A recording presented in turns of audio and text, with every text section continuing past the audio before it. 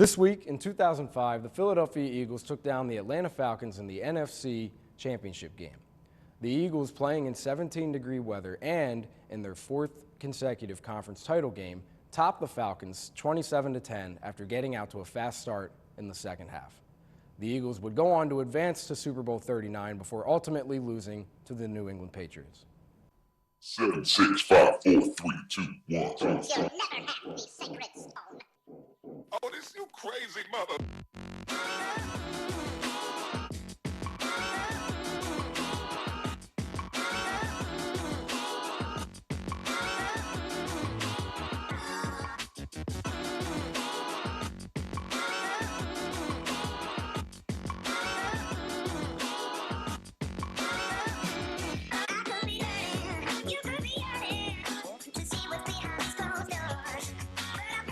Hello and welcome to another edition of Sports Talk Philadelphia here on LaSalle TV.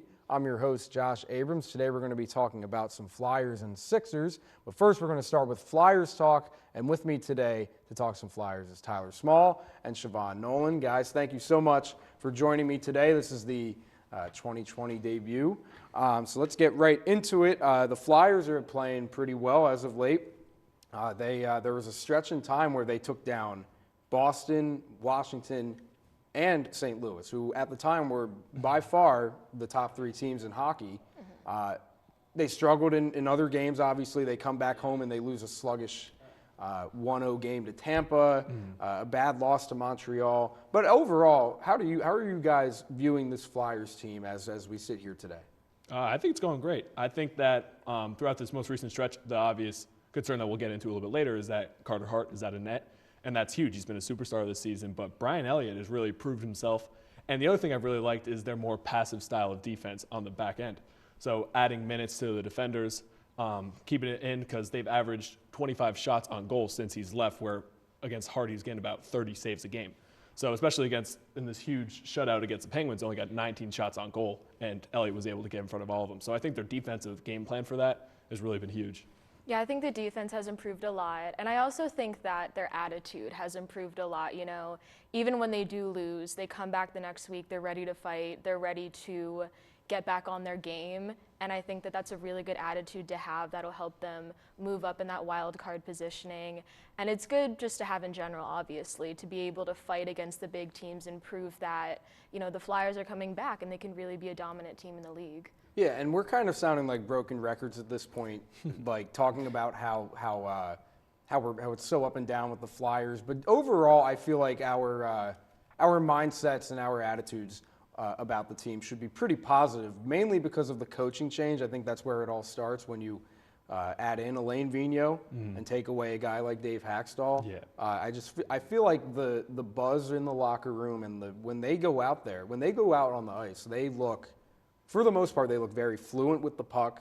They're able to set themselves up in the opponent's zones a lot easier this year, and that's got to be a testament to. I mean, it's pretty much the same team these days, so it's really about the coaching, right? Like, what do you see in that? I think that it's the coaching, but his utilization of the youth that he has on this team. So they've been able to really fly up and down the ice. I mean, for example, Forby has been magnificent this season. I mean, didn't even start the season with the team. He was a late entry a couple weeks in coming from Lehigh.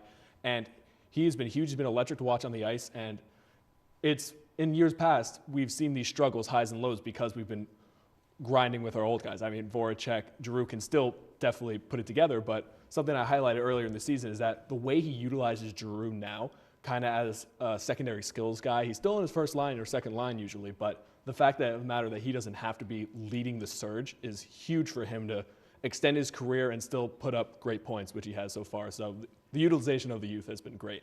Yeah, and the way that they can, you know, we have these devastating injuries like, you know, Oscar Lindblom, who's out with, you know, the cancer diagnosis, Nolan Patrick, who's out for an indefinite amount of time with his migraine issue.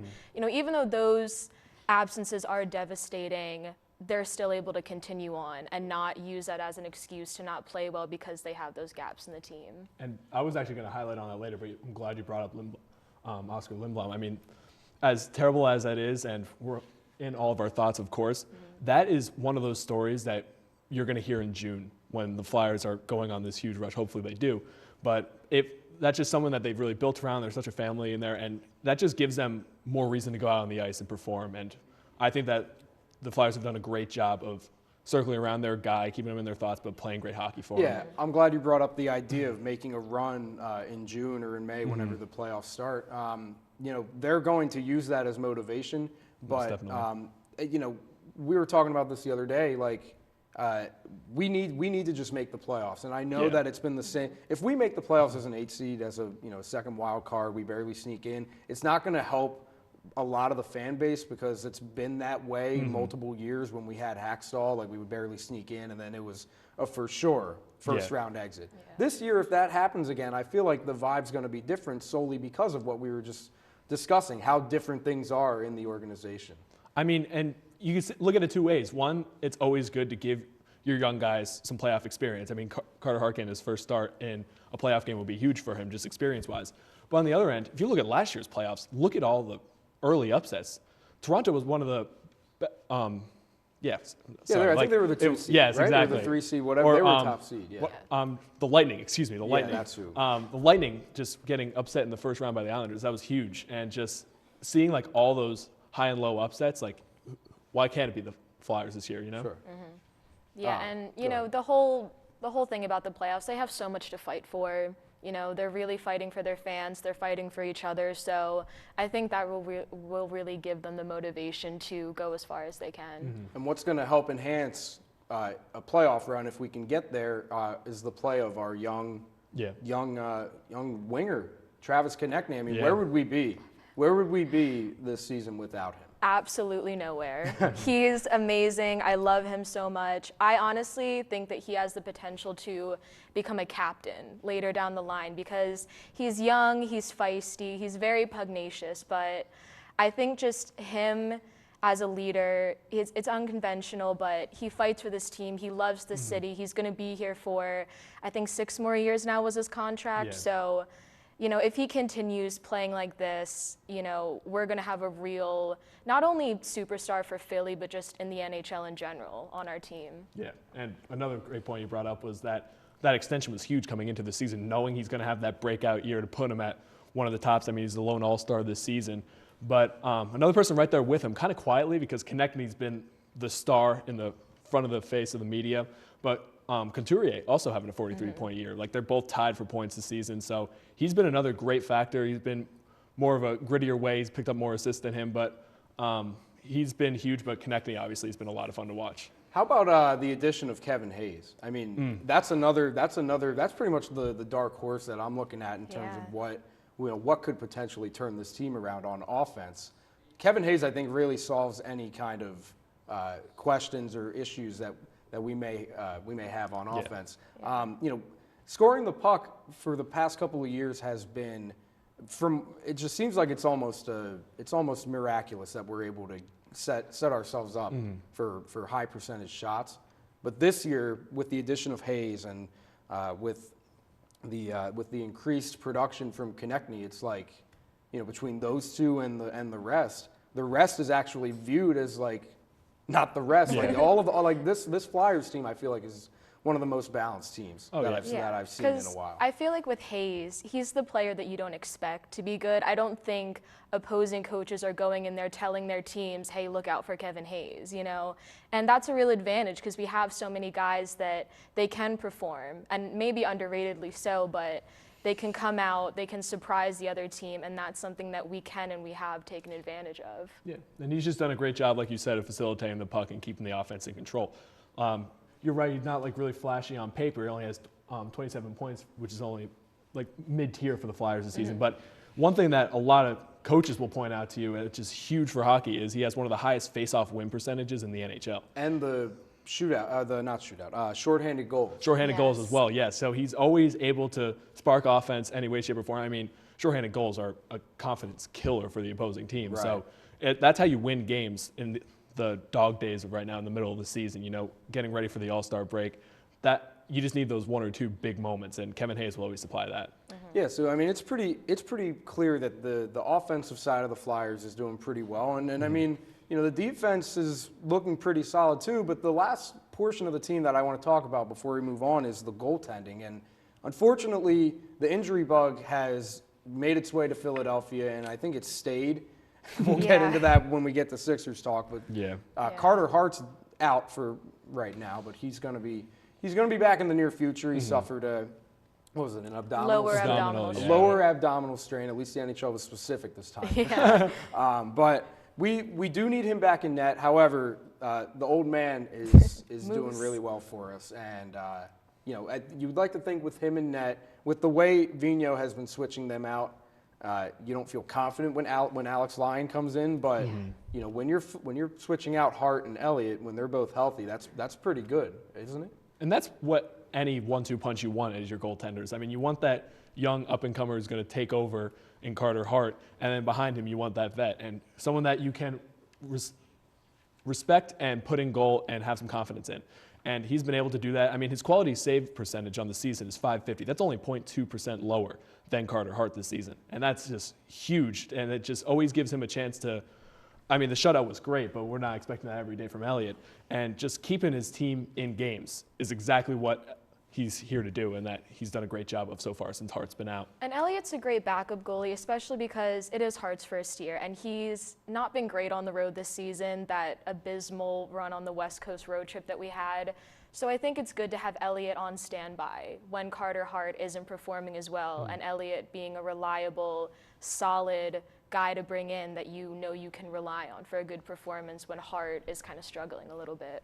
Yeah, certainly good with that, and they're going to have a tough schedule to come back from the All-Star break, but we get a little break from them for a little bit. They get to relax, except for Konecny, and we're going to hope for an enjoyable All-Star weekend. We're going to take a quick commercial break and move on to Sixers talk. Don't go anywhere.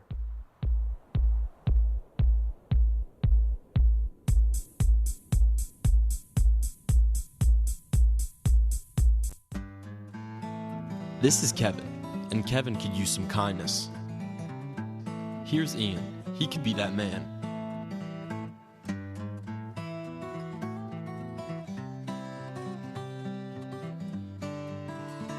Ian chooses to be inconsiderate and not hold the door for Kevin, and in turn, Kevin suffers.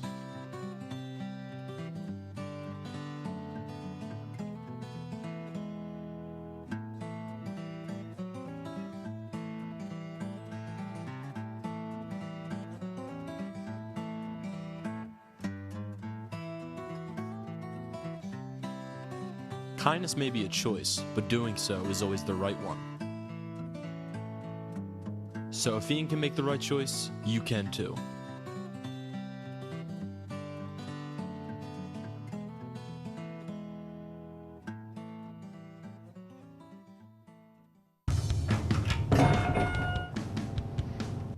You know you watch. You shouldn't be watching this. You should be watching LaSalle TV. Hey, watch LaSalle TV. You know you watch.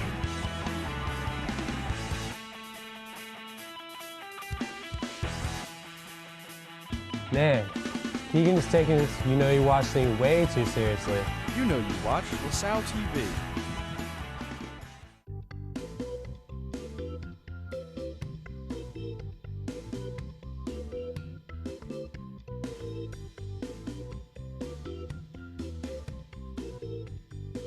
According to the Mayo Clinic, exercising has stress-busting benefits by bumping up your endorphins and improving your mood.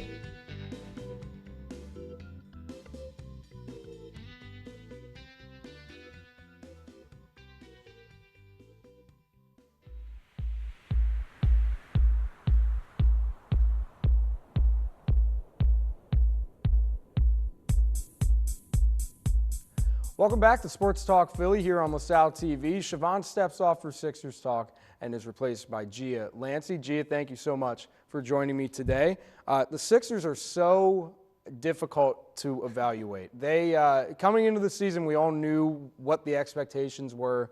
You know, analysts were saying NBA Finals. I was feeling NBA Finals, but you know, through 46 games so far, I am not. That has completely changed. I don't know where to start with the Sixers every time we talk about them if they're going to do this to me, so I'm going to open it up to you guys. What is going through your head? What goes through your head on January 23rd when you hear the Sixers? Today? Yeah, that's today. That's today. Well, I know a place to start. They have had so much time since losing Jimmy Butler to realize who their final shot taker is going to be. They still have no clue. They still have no idea. Here's something that happened from last night's bad loss to the Raptors. On the road will be a given. In the final 2:30 of the game, with the normal starting lineup out there, except for, of course, Embiid out and then Richardson out later, the final shots came from 3 shots from Furkan, 2 shots from Thibault, and 1 shot from Horford in the final 2:30 in a 3-possession game. Simmons didn't take a field goal. Harris didn't take a field goal. You paid Harris a max contract, and he's not taking any shots in the final 2:30. That's outrageous. I mean, I don't know what else you could do there. They weren't doubled. They were open. Simmons passed up a wide-open layup to try and get a 3. I remember that. They need somebody to be that guy. And we'll get into Simmons in a little bit, but Harris, somebody's got to step up. That was just unacceptable, in my opinion. And I think that going off of your point, I am just disappointed with the inconsistency. And honestly, they had that problem last year, and they had it all throughout the season so far. I mean, like, Ben Simmons has those stellar games, right? Mm-hmm. But Joel's out. Like, why can't you have those stellar games when Joel's in, and then and then it's complete, and then it's going to be those big wins. But and then we have big wins, and then we have stupid losses. So it's like, they need to find their balance. I think from what I've noticed so far, they play up to they play up or down to their opponents depending on who they're playing. Absolutely. But they just cannot win in Toronto, with the exception of Game 2 of that series last year. They have not won in Toronto. 15 games? Yeah, it has been 15 games on the road since we won in Toronto. I mean, and better yet, they haven't won a road game against a plus 500 team since early December when they beat the Celtics. And this is just very minuscule. This is materialistic. But like the graphic that NBC Sports showed, where they showed the cities, the teams that they haven't won in their arenas, like we're talking Washington, Orlando, and Memphis. Orlando's never made sense to me. As the other 3 cities. And look, like I said, materialistic. It doesn't really matter to the central point that we're talking about here, but it does add to the argument that Brett Brown. I'm going right for Brett Brown's. For his I'm coming for him because this is ridiculous. And I know he's dealing with injuries. The injury bug, as I said earlier, is upon us now. But you're a coach, and you have to go with what you got. And I don't think it's just not working right now. No, I 100% agree. I mean, and it was on full display yesterday. Again, Nick Nurse versus Brett Brown. Nick Nurse is an animated coach who knew exactly what to do. He put it in the hot hands of Fred VanVleet, and he pretty much put the nail in the coffin for the 76ers last night. Brett Brown was pretty much sitting throughout the entire – he didn't call a timeout throughout their 9-0 run where VanVleet made 3 open threes in the final 3 minutes. He didn't even call a timeout to end because the place was rocking, and he didn't call a timeout just to get the momentum back on their side. That was just pretty much accepting the defeat and getting ready for the next game, pretty much getting to the plane before the game was over, even though it was a very winnable game. So what do you guys think about how long do you think Brett Brown's going to be – how long are you going to give him a chance until? Well, I think he's going to stay until the end of the season, but after that, obviously. So you're talking it's like for the future. It's I don't want to say it's finals or bust because it's sports and you can't just expect to go to the finals. At the beginning of the season, it was reasonable because the talent and the potential was there. But now we're the 6th seed in the East. I mean, ridiculous. Indiana, Miami, Boston, like these teams that we were expected to be better than. The only team that I can accept being ahead of us in the standings right now is Milwaukee. Oh, of course, and they deserve to be. We're underachieving. You guys agree? Oh, 100%. And I think the other thing, not to keep talking about Jimmy Butler, but if you look at what he's doing now in Miami, being the center guy, like building with a young team around him that nobody expected. His top 2 guys next to him is Tyler Hero and Bam Adebayo. And he's been that center point that's been able to have them succeed for the 2nd seed in the East. I mean, if you could see that talent on his own, and he's been alone before he came to the Sixers. That little stretch was the only time where he wasn't the main scorer. Realize how useful he is, and they should have used him more last year in the playoffs. Also realize that their coach is Eric Spoelstra, who knows a thing or two about winning. Yeah. Yeah. Fair point. I mean, it's just, first off, I'm a little still salty about the Jimmy Buckets thing, so we could chill about talking about him. But no, really, we just have way too much talent, and they're not using it correctly. And I really think that it's about the balance. Like, I mean, like last night, they took 46 threes. Like what? Who, like, it was just. And I think that's a testament to Brett Brown because he has said multiple times in press conferences how he wants his team to shoot threes when they're wide open. Okay, but But that's not your team. Our good shooters are mid-range guys. Like 46, that was more than half of the shots they took the entire game. Is Brett Brown giving these guys too much freedom? Oh, definitely. 46 three-pointers, like. Well, maybe he just doesn't know what to do with all this talent. Like, has he been in this case before? You know what I mean? Like, I don't know. Well, no, it's just a bad example of him trying to play without the personnel that he has. Because the league is run by three-pointers. Nobody's new to that idea. Right, obviously. But if every other week you get a report on who the 76ers are looking for more shooters, once you get a couple of those key guys, like during the trade deadline or who knows what, then you can start using that philosophy. But before that, you got to realize that your team is a paint interior team. And your efficiency field goal percentage shouldn't matter that much if you don't have three-point shooters. Well, I mean, and I'm glad you brought that up. It's like there's been so many talks recently since this turmoil started about trading Embiid, trading Simmons. None of that's going to happen anytime soon because they're locked into contracts. And unless if they say themselves that they want to get out of here, these two are going to be playing beside each other for at least 4 or 5 years. It's Brett Brown's. It's up to Brett Brown to decide how he's going to utilize the two. Look, I mean, I don't know what else to say. This team's underachieving, and it's very bothersome because we had such high expectations coming into it. And the other thing, and we can talk about Brett Brown for days, but at the same time, Simmons has been underperforming as well, and he really needs to realize that he needs to be that dude. He needs to be that guy, especially when Embiid's out, when he has so much room in the paint. I'll disagree for the last 2 weeks. Last 2 weeks he's averaged a triple-double. Yes, I agree with Josh. But to the point you brought up, Gia, about him doing this, what's the correlate? Like, what's always the factor that we bring up? Oh, Ben Simmons is playing so great. Right. And there was an interview the other day. It was the day Ben had, I want to say, 35. Yeah. When it was like he tied his career, and like Matisse Thybulle was like, did you see like that interview? Matisse Thybulle like couldn't believe that's how much he scored, and the lady asked him, you know, why? And Ben Simmons was like, oh, well, you know, you got to step up because like Joel Embiid's out. Oh, yeah, like, but why do you have to just do that when Joel Embiid's out? Well, the only reason I will say that is because it does free up room in the paint. He can't attack in there, but at the same time, everyone's getting on him. And I know you guys disagree with me because of the stats, but I think that stats could lie at the same time. He has his career second lowest season percentage so far in assists per game. And that's what makes or breaks his offensive output because he's not going to be able to shoot, and we got to stop trying to get him to shoot because we're halfway through the season where he finally would, and he's not going to, so we got to move on. But if he's going to be taking those interior shots, he's got to hit them at a higher percentage and take them more often. He's got to be more athletic than everyone else. We don't have a lot of time to talk about him, but I completely forgot about Al Horford because why would you want to remember him? He has been nothing more than a discipline. His eyes are beautiful. But well, other than that, to each their own. But he can't see the ball coming off the rim. He has his career low in rebounds this season at 6. Yeah. And we're paying him like he's our starting center. That's what. Look, I'm not going to fault the signing because I think it was a good signing, but the money was just way too much. And he's been underperforming.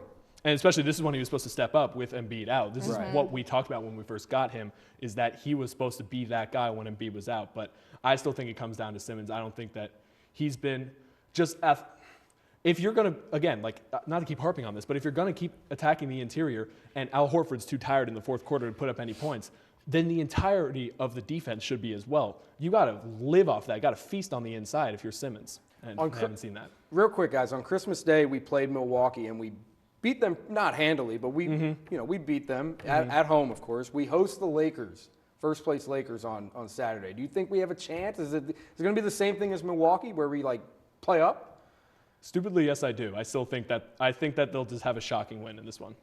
Well, we'll see what happens with that. They're pretty much unpredictable, but we're going to move on to Fast Five.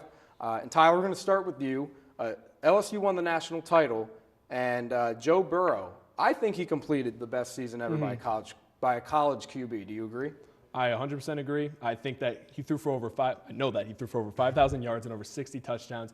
He changed the LSU offense, which has never been that before. I mean, think about a couple years ago when we were having Alabama LSU games 6-3. They blew them out this season, and I think that LSU was the best college football team to ever play as well. Okay. just depending on the teams that they beat. Yeah, that's fair. Gia, we're going to stick with college football. You're in a big crowd who says that the playoff structure is pretty bad. It's just not great. What are your thoughts on it? How would you want to change it? Yeah, I mean, I think just right now it's just too little amount of teams that get to go in. I would want it to be more of a March Madness sort of structure, but obviously less teams. So like about 8 teams in each division, and then like 2 or 3 teams you get like just overall. I think it's just for pure entertainment, honestly, for me. But I mean, they need to be more fair to other teams that like actually have really great seasons too. So It's too much of an SEC bias. They've won every year except for one when Clemson. Right. Tyler, tomorrow Eli Manning is going to announce his retirement. He's gone. R.I.P. Thoughts? Hall of Famer. I know he's getting a lot of slander online. He took down the undefeated Patriots. That alone should really be a huge resume builder.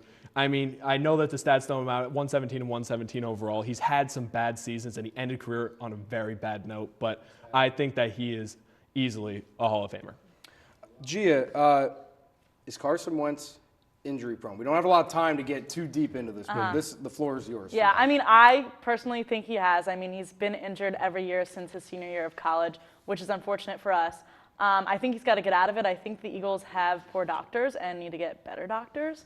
But I think that he's also just injury prone, and I'm only giving him maybe 1 or 2 more years to get out of that. So we'll see. Right. That's a discussion for later.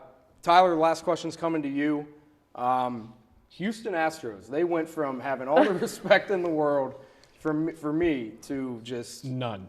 You can't. You can never look at them the same again. No, and you can. You can't respect theirs or the Red Sox World Series. But one thing I really want to talk about is how badly the MLB screwed this up.